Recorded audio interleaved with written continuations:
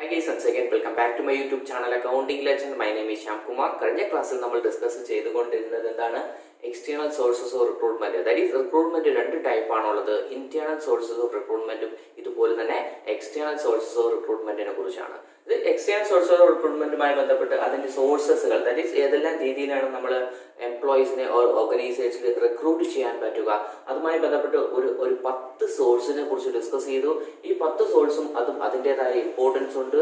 ഇത് ഓരോന്നിനും അതിൻ്റെതായ ലക്ഷ്യങ്ങളുണ്ട്. ദാറ്റ് ഈസ് ഓരോ സിറ്റുവേഷൻ വരുമ്പോൾ ഏത് സോഴ്സസ് റിക്രൂട്ട് ചെയ്യണം, അതിന്റെ എക്കണോമിക്കൽ ബെനിഫിറ്റും അതുപോലെ തന്നെ അതിന്റെ ക്വാളിറ്റിയും ക്വാണ്ടിറ്റിയും ഇതെല്ലാം അനുസരിച്ചാണ് ഇതിൽ ഏത് സോഴ്സസ് ഓഫ് റിക്രൂട്ട്മെന്റ് വേണമെന്ന് ഒരു ബിസിനസ് സ്ഥാപനം ഡിസൈഡ് ചെയ്യുന്നത് തന്നെ. അപ്പൊ ഇത് ഡിസൈഡ് ചെയ്യണം എന്നുണ്ടെങ്കിൽ തീർച്ചയായിട്ടും നമ്മൾ തിരിഞ്ഞിരിക്കണം, ഇതിന്റെ മെരിറ്റ്സ് അറിഞ്ഞിരിക്കണം, അതുപോലെ തന്നെ ഇതുകൊണ്ടുള്ള ദോഷങ്ങൾ, ദാറ്റ് ഈസ് ഡിമെരിറ്റ്സും തീർച്ചയായിട്ടും നമ്മൾ അറിഞ്ഞിരിക്കണം. അപ്പൊ എന്തൊക്കെയാണ് ഈ എക്സ്റ്റേണൽ സോഴ്സസ് ഓഫ് റിക്രൂട്ട്മെന്റിന്റെ മെരിറ്റ്സ് എന്തൊക്കെയാണ്, ഇതുപോലെ തന്നെ അതിന്റെ ഡിമെരിറ്റ്സ് എന്തൊക്കെയാണ്, ഇതിനെക്കുറിച്ച് നമുക്ക് കൃത്യമായിട്ടുള്ള ഒരു സ്റ്റഡി അല്ലെങ്കിൽ നോളജ് ഉണ്ടെങ്കിൽ മാത്രമേ ഇതിൽ ഏത് തരം റിക്രൂട്ട്മെന്റ് നമ്മൾ സെലക്ട് ചെയ്യണമെന്ന് ഒരു ബിസിനസ് സ്ഥാപനത്തിന് ഹ്യൂമൻ റിസോഴ്സ് മാനേജ്മെന്റിന് ഡിസൈഡ് ചെയ്യാൻ പറ്റുകയുള്ളൂ. സോ അതുമായി ബന്ധപ്പെട്ട് ഇതിന്റെ മെരിറ്റ്സ് ആൻഡ് ഡിമെരിറ്റ്സിനെ കുറിച്ചാണ് ഇന്ന് ഡിസ്കസ് ചെയ്യുന്നത്. That is external source of recruitment എന്ന് വെച്ചാൽ നമ്മൾ എപ്പോഴും പറയുന്നത് തന്നെയാണ്. That is external source of recruitment means recruitment outside the organization. ഓർഗനൈസേഷന്റെ വെളിയിൽ നിന്ന് പുറത്തു നിന്ന് ആൾക്കാരെ പുതിയതായിട്ട് റിക്രൂട്ട് ചെയ്ത് കഴിഞ്ഞാൽ ഇത്തരം റിക്രൂട്ട്മെന്റിനെയാണ് നമ്മൾ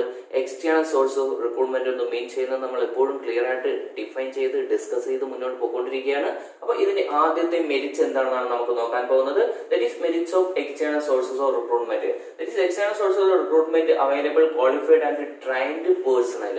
അതായത് ക്വാളിഫൈഡ് ആയിട്ടുള്ള നമ്മളുടെ ബിസിനസ് സ്ഥാപനവുമായി ബന്ധപ്പെട്ട് ഓൾറെഡി ഉള്ള മെമ്പേഴ്സിന്റെ ക്വാളിറ്റി എന്താണ് അല്ലെങ്കിൽ അവരുടെ ക്വാളിഫിക്കേഷൻ എന്താണ്, ഇതെല്ലാം നമുക്ക് കൃത്യമായിട്ട് അറിയാവുന്നതാണ്. സോ ഇതിലും മേലെയുള്ള ഒരു ഡിസിഷൻ എടുക്കണമെന്നുണ്ടെങ്കിൽ തീർച്ചയായിട്ടും നമുക്ക് അത്തരം ക്വാളിഫൈഡ് ആയിട്ടുള്ള എംപ്ലോയീസിനെ നമുക്ക് ആവശ്യമുള്ളതായിട്ട് വരും. ആ സിറ്റുവേഷൻസ് നമുക്ക് ഒരു കാരണവശാലും ഇന്റേണൽ സോഴ്സിനെ ഡിപ്പെൻഡ് ചെയ്യാൻ പറ്റാറില്ല. ഇത്തരം സിറ്റുവേഷൻ വരുമ്പോൾ നമ്മൾ ഈ ഒരു സോഴ്സസ് സെലക്ട് ചെയ്യുന്നത് വളരെ നല്ലതാണെന്നാണ് ഇവിടെ പറയുന്നത്. രണ്ടാമത് എന്താ പറയുന്നത്, fresh and talented people are available in the organisations. That is പുതിയതായിട്ട് വരുന്ന വ്യക്തികൾ എന്ന് പറയുന്നത് പുതിയ മൈൻഡ്, പുതിയ സർക്കംസ്റ്റാൻസസ്, ഇവർക്കെല്ലാം പുതിയ, അതായത് ഒരു യങ് ജനറേഷൻ ആണെന്ന് വരുന്നത്. ഈ യങ് ജനറേഷൻ അവർക്ക് അതിൻ്റെതായ എൻത്യൂസിയാസം ഉണ്ട്, ഇനിഷ്യേറ്റീവ് പവർക്ക് മറ്റുള്ളവരെ അപേക്ഷിച്ച് വളരെ കൂടുതലായിരിക്കും. അത് നമുക്ക് ഇവിടെ നിന്ന് കിട്ടാനുള്ള സാധ്യത വളരെ കൂടുതലെന്നാണ് രണ്ടാമത്തെ മെരിറ്റ്സിനെ കുറിച്ച് നമ്മളിവിടെ ഡിസ്കസ് ചെയ്യുമ്പോൾ മനസ്സിലാക്കിയിരിക്കേണ്ടതായിട്ട് വരിക. മൂന്നാമത് ഇവിടെ എന്താ പറയുന്നത്, മൂന്നാമത്തെ ഇമ്പോർട്ടൻസ് അല്ലെങ്കിൽ മൂന്നാമത്തെ മെരിറ്റ്സ് ഇവിടെ എന്താ പറയുന്നത്, ഇറ്റ് പ്രൊവൈഡ് വൈഡ് ചോയ്സ്. അതായത് നമുക്ക് ഒരു എംപ്ലോയി അല്ലെങ്കിൽ ഒരു ഗ്രൂപ്പ് ഓഫ് എംപ്ലോയി നമുക്ക് ആവശ്യമുണ്ടെന്നുണ്ടെങ്കിൽ തീർച്ചയായിട്ടും നമുക്കൊരു വൈഡ് ചോയ്സ് ആണ്. വൈഡ് ചോയ്സ് എന്ന് പറയുമ്പോൾ ഇന്റേണൽ സോഴ്സിനെ സംബന്ധിച്ചിടത്തോളം നമുക്കറിയാം അവിടെ ഇതിന്റെ ഓർഗനൈസേഷനിൽ എന്തുമാത്രം എംപ്ലോയീസ് ആണ് ഉള്ളതെന്ന് നമുക്കൊരു നോളജ് ഉണ്ടാവും. ദാറ്റ് ഈസ് കൂടി പോയാൽ 2000, 3000 എംപ്ലോയീസ് ആയിരിക്കും മിക്ക ഓർഗനൈസേഷനിലും ഉണ്ടാവുക. പക്ഷേ നമ്മൾ എന്ത് ചെയ്യുന്നു, ഒരു അക്കൗണ്ടന്റ് അല്ലെങ്കിൽ ഒരു മാനേജർ അല്ലെങ്കിൽ ഒരു ക്വാളിഫൈഡ് ആയിട്ട് വെൽ ക്വാളിഫൈഡ് ആയിട്ടുള്ള എംപ്ലോയിനെ നമ്മൾ ആവശ്യമുണ്ട് എന്നൊരു പരസ്യം കൊടുക്കുകയോ അല്ലെങ്കിൽ ഏതെങ്കിലും സോഴ്സിലൂടെ റിക്രൂട്ട്മെന്റ് ചെയ്യാൻ പോവുകയോ ചെയ്യുമ്പോൾ അതിൽ നിന്ന് നമുക്ക് മനസ്സിലാവും ഒരുപാട് നമ്പർ ഓഫ് ആപ്ലിക്കേഷൻ വളരെ ഹൈ ആണ്. ഇതിൽ നിന്ന് നമുക്ക് ബെസ്റ്റ് ആയിട്ടുള്ള സെലക്ട് ചെയ്യാനുള്ള ഒരു ഓപ്ഷനും ഈ ഒരു എക്സ്റ്റേണൽ സോഴ്സ് റിക്രൂട്ട്മെന്റിൽ നമുക്ക് അവൈലബിൾ ആയിട്ടുണ്ട്. നാലാമത്തത് ലാസ്റ്റ് ഞാൻ ഇവിടെ ഡിസ്കസ് ചെയ്തത്, it increase the competitive spirit in the organisations. Very important one. That is ഒരു പുതിയ എംപ്ലോയീസ് അല്ലെങ്കിൽ എന്താണ് ഫ്രഷ് ടാലന്റഡ് ആയിട്ടുള്ള എംപ്ലോയീസിനെ നമ്മൾ റിക്രൂട്ട് ചെയ്യുമ്പോൾ അവർക്ക് വർക്ക് ചെയ്യാനുള്ള ഒരു ത്വര എന്ന് പറയുന്നത് വളരെ വളരെ കൂടുതലായിരിക്കും. അവർക്ക് എന്ത് ചെയ്യണം, ഇന്നോവേറ്റീവ് ആയിട്ടുള്ള ഓരോ ഡിസിഷൻ മേക്കിംഗ്, ഓരോ ഐഡിയകളായിരിക്കും അവർ മുന്നോട്ട് കൊണ്ടുവയ്ക്കുന്നത്. അവർക്ക് എക്സ്പീരിയൻസിന്റെ ചെറിയൊരു പോരായ്മ ഉണ്ടെങ്കിലും അവരുടെ ഇത്തരം ആക്ടിവിറ്റികൾ ഓർഗനൈസേഷന് നല്ല രീതിയിലാണ് ഗുണം ചെയ്യുന്നത്. ബേസിക്കലി ഞാനിവിടെ ഒരു 4 ഫീച്ചേഴ്സ് അല്ലെങ്കിൽ 4 മെരിറ്റ്സിനെ കുറിച്ചാണ് ഇവിടെ ഡിസ്കസ് ചെയ്തത്. നമുക്ക് ഈ എക്സ്റ്റേണൽ സോഴ്സ് ഓഫ് റിക്രൂട്ട്മെന്റുമായി ബന്ധപ്പെട്ട് ഒരുപാട് മെരിറ്റ്സുകൾ നമുക്ക് പറയാമെന്നുണ്ടെങ്കിലും ബേസ് ആയിട്ടുള്ളൊരു 4 ഞാൻ ഇവിടെ പറഞ്ഞത്. നമ്മൾ ഇങ്ങനെ പറയുമെന്നുണ്ടെങ്കിലും ഇത് അതിൻ്റെതായ പോരായ്മകളോട് ഞാൻ നേരത്തെ പറഞ്ഞു അല്ലെ, ടാലന്റഡ് എംപ്ലോയി ആണെന്നുണ്ടെങ്കിൽ കിട്ടുന്നത് അതിന്റെ എക്സ്പീരിയൻസ് ലെവൽ അവർക്ക് വളരെ കുറവായിരിക്കും. അപ്പോൾ ഈ ഒരു എക്സ്റ്റേണൽ സോഴ്സ് ഓഫ് റിക്രൂട്ട്മെന്റിന് അതിൻ്റെതായ പോരായ്മകളുണ്ട്. ഏതെല്ലാമാണ് ഈ പോരായ്മകൾ എന്നാണ് അടുത്ത് ഞാൻ ഡിസ്കസ് ചെയ്യാൻ പോകുന്നത്. That is external source of റിക്രൂട്ട്മെന്റിന്റെ ഡിമെരിറ്റ്സ് എന്താണ്. നമ്പർ 1 എന്താണ്, ഇറ്റ് ഈസ് എക്സ്പെൻസീവ്. ഒരു ഓർഗനൈസേഷനെ സംബന്ധിച്ചിടത്തോളം, ഒരു ബിസിനസ് കൺസേൺ സംബന്ധിച്ചിടത്തോളം അവരുടെ ഇമ്പോർട്ടന്റ് അൾട്ടിമേറ്റ് എയിം എന്ന് പറയുന്നത് ടു മേക്ക് മാക്സിമം പ്രോഫിറ്റ് ആണ്. സോ ഈ ഇത്തരം റിക്രൂട്ട്മെന്റിൽ ഏർപ്പെടുമ്പോൾ നല്ലൊരു ഹ്യൂജ് എമൗണ്ട് അതിനുവേണ്ടി സ്പെൻഡ് ചെയ്യേണ്ടതായിട്ട് വരും. ഈ ഹ്യൂജ് എമൗണ്ട് എന്ന് പറയുന്നത് ബിസിനസ്സിലെ പ്രോഫിറ്റ് കുറയ്ക്കാനുള്ള ചാൻസസ് ഉള്ളതാണ്. So it's an very expensive process ആണ്. ഇതൊരു ഡിമെറിറ്റ്സ് ആയിട്ട് നമുക്ക് പറയാൻ പറ്റും. ദെൻ സെക്കൻഡ് വൺ ഇവിടെ പറയുന്നത് it creates dissatisfaction among the existing employees.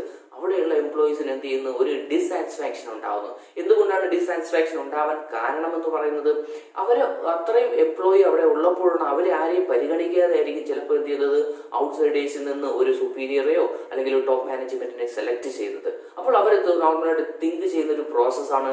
Already നമ്മളിവിടെ ഡെഡിക്കേറ്റ് ചെയ്ത് വർക്ക് ചെയ്യുന്നുണ്ട്, എന്നിട്ട് നമ്മൾ പരിഗണിക്കാതെ മറ്റുള്ളവരെ പരിഗണിച്ചല്ലോ എന്നുള്ളൊരു ചിന്ത സാധാരണ ഒരു ബിസിനസ് സ്ഥാപനത്തിൽ ഉണ്ടാവാറുണ്ട്. അത് ഉണ്ടാകുകയും ചെയ്യുന്നതാണ്. ഇതും ഒരു ഡിമെറിറ്റ്സ് ആയിട്ട് നമുക്ക് പറയാൻ പറ്റുന്നതാണ്. ഇതിന് മൂന്നാമതോടെ എന്താ പറയുന്നത്, it is A lengthy process with many procedure. ഇതൊരു ലെങ്തി പ്രോസസ് ആണ്. ലെങ്തി പ്രോസസ് മീൻസ് എന്താണ്, ഒരു റിക്രൂട്ട്മെന്റ്, അതായത് എക്സ്റ്റേണൽ സോഴ്സിലൂടെ ഒരു എംപ്ലോയിയെ റിക്രൂട്ട് ചെയ്യണമെന്നുണ്ടെങ്കിൽ തീർച്ചയായിട്ടും നമുക്ക് എന്ത് ചെയ്യണം, 6 മാസമോ അല്ലെങ്കിൽ 1 വർഷമോ എടുക്കും. ആ ഒരു 6 മാസമോ അല്ലെങ്കിൽ 1 വർഷമോ ആ ബിസിനസ് സ്ഥാപനത്തിന് ആ ഒരു പ്രോസസ്സ് മാത്രമേ അവിടെ നടക്കുന്നുള്ളൂ. അത്ര എംപ്ലോയിനെ നമുക്ക് റിക്രൂട്ട് ചെയ്തെടുക്കാൻ പറ്റുന്നില്ല. ദാറ്റ് ഒരു ആപ്ലിക്കേഷൻ വിളിച്ചു കഴിഞ്ഞാൽ നമുക്കൊരു ഡെഡ് ലൈൻ വെക്കണം. അതിനുശേഷം അതിനെന്ത് ചെയ്യണം, അവരെ റിട്ടൺ ടെസ്റ്റ് ഉണ്ടെങ്കിൽ ആ ടെസ്റ്റ് നടത്തണം. ടെസ്റ്റ് നടത്തി അവരെ ഇന്റർവ്യൂ നടത്തണം. ഇന്റർവ്യൂ നടത്തിയതിനു ശേഷം അവർക്ക് ട്രെയിനിങ് എന്തെങ്കിലും, അതായത് ഫ്രഷ് ആയിട്ട് വരുന്നവർക്ക് ചെറിയ രീതിയിലുള്ള ട്രെയിനിങ് കൊടുക്കേണ്ടതായിട്ട് വരും. ഇതെല്ലാം കൊടുത്തു കഴിയുമ്പോൾ തന്നെ അതിനൊരു നല്ലൊരു ടൈം പീരീഡ് ആണ് കൺസ്യൂം ചെയ്തെടുക്കുന്നത്. ഇതും ഇതിന്റെ ഒരു പോരായ്മയായിട്ട് നമുക്ക് പറയാൻ പറ്റും. ഇങ്ങനെ നമ്മൾ ബേസിക്കലി നമ്മൾ എക്സ്റ്റേണൽ സോഴ്സ് ഓഫ് റിക്രൂട്ട്മെന്റുമായി ബന്ധപ്പെട്ട് കുറച്ച് മെരിറ്റ്സുകളും അതുപോലെ തന്നെ കുറച്ച് ഡിമെറിറ്റ്സുകളും നമ്മൾ അറിഞ്ഞിരുന്നു കഴിഞ്ഞാൽ നമ്മൾ ഒരു ബിസിനസ് സ്ഥാപനത്തിൽ ഒരു HR ആയിട്ട് നിൽക്കുമ്പോൾ ഏത് രീതിയിലാണ് ഒരു വ്യക്തിയെ റിക്രൂട്ട് ചെയ്യേണ്ടത്, അല്ലെങ്കിൽ റിക്രൂട്ട് ചെയ്യുമ്പോൾ നമ്മൾ അറിഞ്ഞിരിക്കേണ്ട കുറച്ച് കാര്യങ്ങൾ ഈ ഒരു പോയിന്റിൽ നിന്ന് നിങ്ങൾക്ക് ക്ലിയർ ആയിട്ട് മനസ്സിലാവും. ഈ ഒരു വീഡിയോയിൽ നിന്ന് നിങ്ങൾ പരീക്ഷാ വ്യൂ പോയിന്റിലും ഇത്രയും കാര്യങ്ങൾ മാത്രം നോക്കിക്കൊണ്ട് പോയാലും അത് തീർച്ചയായിട്ടും നല്ല മാർക്ക് സ്കോർ ചെയ്യാൻ പറ്റും.